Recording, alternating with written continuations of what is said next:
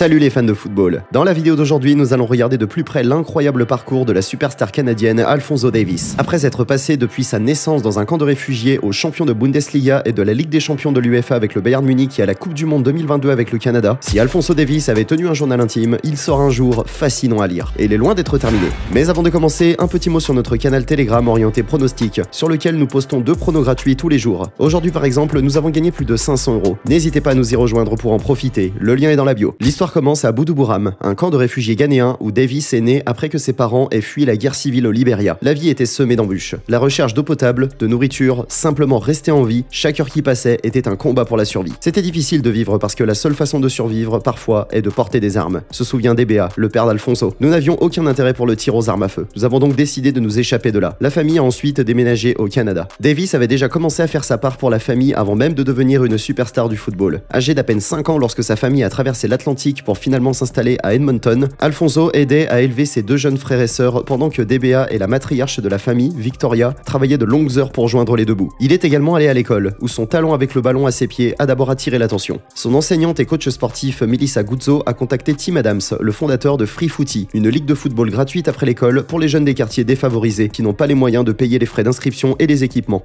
ou de se rendre au match. Adams a rapidement compris que Davies sortait de l'ordinaire. Je l'ai vu faire son premier match, et j'ai tout de suite su. Ce gamin a un don pour le jeu, se souvient-il après avoir assisté à quelques minutes de la magie de Davies lors d'un tournoi de fin d'année de Free Footy. Instinctivement, Adams avait également appelé l'entraîneur de football local Marco Bossio pour qu'il se rende compte du tournoi. Le patron de la Saint-Nicolas Soccer Academy n'a pas été déçu. Si ses qualités footballistiques en disaient long, ce n'était pas le cas de l'anglais bégayé de Davies à ses débuts au Canada. Il parlait l'anglais, mais c'était un anglais approximatif, a déclaré Cherno Fanboulet, un ami d'école de Davies qui a immigré du Libéria au Canada en 2008. Cependant, ses pieds scintillants avaient déjà parlé pour lui. Les éloges sur ses prouesses ont fini par faire germer une idée qui s'est développée, gagner sa vie grâce au football. La volonté de Davies d'aller plus loin, une qualité qu'il attribue à l'expérience de ses parents dans la vie de Monrovia, déchirée par la guerre, l'a fait sortir de Saint-Nicolas et plus tard des Edmonton Strikers. À l'âge de 14 ans, il est inscrit au programme d'internat des Whitecaps de Vancouver. Ses progrès sont rapides et après être devenu le plus jeune joueur de la United Soccer League, il entre dans l'histoire en devenant le premier joueur né dans les années 2000 à jouer en Major League Soccer. Il n'avait que 15 ans, 8 mois et 15 jours. Talent unique en son genre, Davies a rapidement été repéré par l'équipe nationale. Il avait déjà représenté le pays au niveau U17 et U20 lorsqu'il a été appelé en équipe senior, faisant ses débuts contre Curaçao le 14 juin 2017. Il n'avait obtenu sa citoyenneté canadienne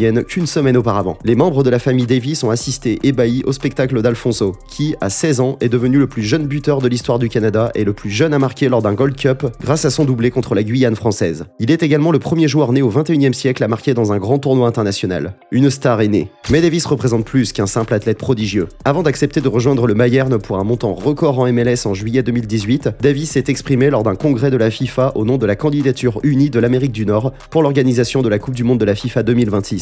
Il a expliqué comment le Canada l'avait accueilli, lui et sa famille, alors qu'il cherchait à se réfugier de la guerre civile sanglante au Libéria. Un voyage qui l'a mené d'un camp de réfugiés au Ghana, en passant par Edmonton, à une carrière dans le football professionnel. L'impact de ses paroles était indéniable. Et la solidarité du joueur du Bayern va bien au-delà de son sport. En effet, malgré son statut de héros national en herbe, Davies a les pieds bien ancrés sur terre. Il n'a aucun souvenir du camp de réfugiés au Ghana où il est né, mais il sait parfaitement à quel point la vie aurait pu être différente. Après avoir terminé son chapitre en MLS le 28 octobre 2018, Davies a officiellement rejoint le Bayern pour un contrat de 5 ans en janvier 2019. Mais malgré son statut florissant dans sa nation natale, entrer dans le vestiaire du Bayern était toujours une perspective intimidante, surtout lorsque vos héros d'enfance sont maintenant des coéquipiers. Après être passé du statut d'ailier à celui de latéral, il a également remporté plus de médailles de vainqueur que la plupart des professionnels ne pourraient jamais en rêver en 10 carrières. L'un des joueurs les plus importants du Bayern est un élément essentiel de la qualification du Canada pour la Coupe du Monde 2022, leur première participation au tournoi depuis 1986. Il était logique que Davies marque le premier but de son pays dans une phase finale masculine. Après avoir manqué un penalty lors de la défaite du Canada face à la Belgique en ouverture du groupe F,